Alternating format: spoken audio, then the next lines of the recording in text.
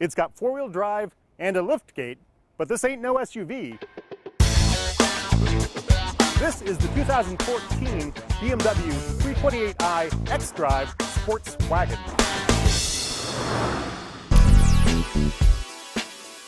BMW's new 328i is one of only a handful of wagons you can buy in the US today.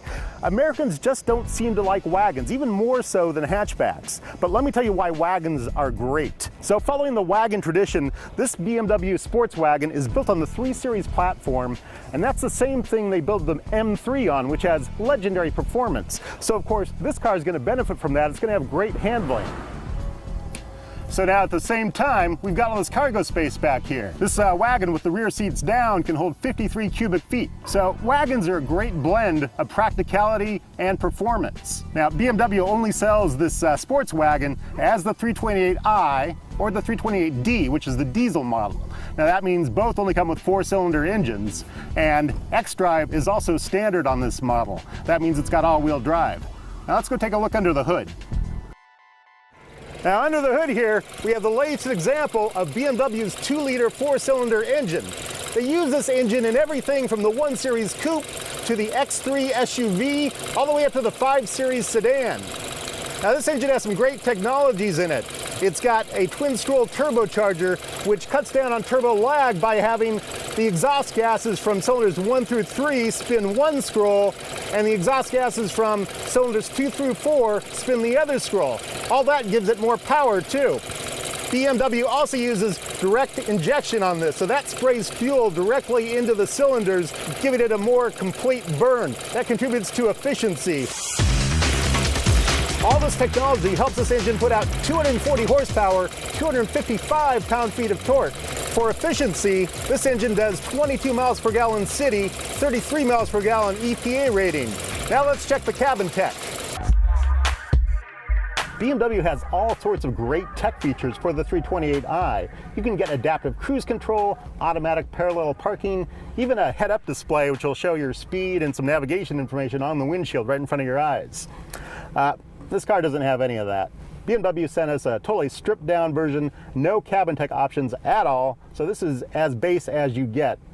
Even as base as you get though, you do get this screen here, this LCD up here, which without the navigation option shows you the stereo stuff and the telephone and all that. So if I use this iDrive controller down here and go to the telephone menu, I've got an iPhone paired up to this thing so I can see my phone book and I can dial numbers using this iDrive controller. Go back to the main menu and I've got my radio item here, and that'll give me AM, FM HD, but it won't give me satellite radio because that's an option.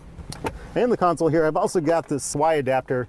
It's got a 30-pin iPhone connector on this side, and then also an aux input and a USB port here. It's kind of old style. I hate these things because they don't work with the newer iOS devices. They don't have the lightning connector, so you actually have to use another adapter on top of that, and the sound quality really starts to suffer with that. So I'm really surprised BMW still uses this on a 2014 model. Now I could also get some app integration here, play online sources like Pandora and Mog and stuff like that, and even see Facebook and Twitter updates on the screen here, but that's an option, not in this car. See a trend here?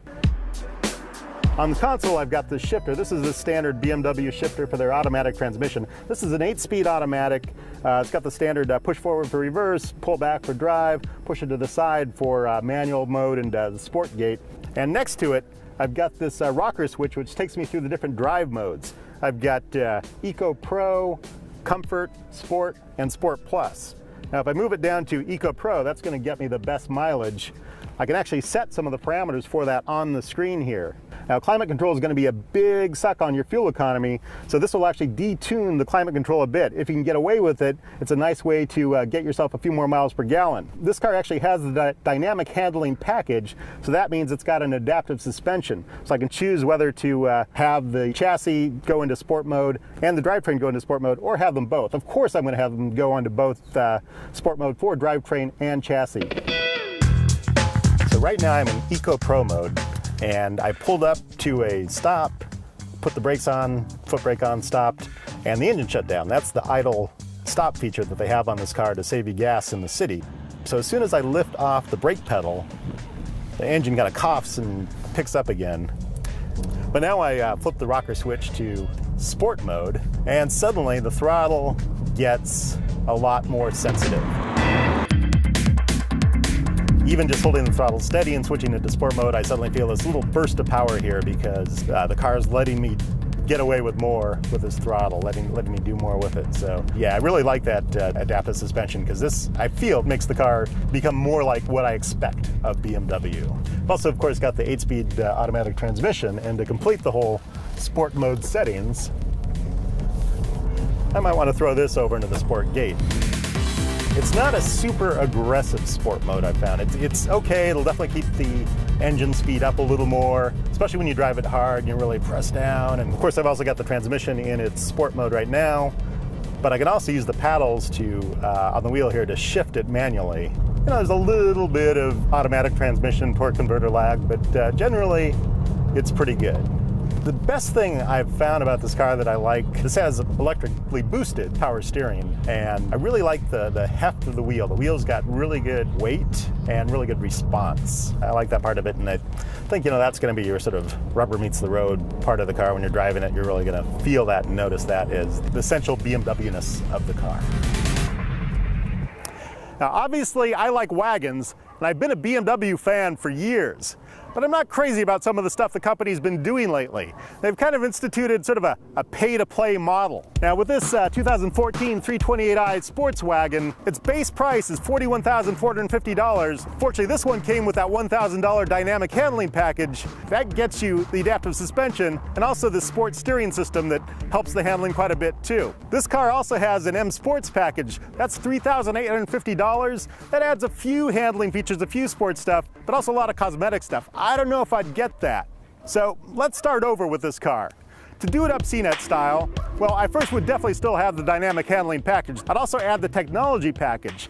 That's $3,150, and that gets you the voice command, the app integration, even the navigation system. So that'll give you a lot of the cabin tech that you want. I'd also add the driver assistance package, which gets you a rear view camera. That's $950, kind of pricey, but good to have. And on top of that, I'd also add the Harman Kardon audio system, $850. That's going to make the stereo sound quite a bit better. And finally, for those long highway trips, I'd add adaptive cruise control. That's $1,200 option. So all in, we're just over $51,000. Still kind of pricey, but this car is going to feel like a BMW, and it's going to have CNET style technology.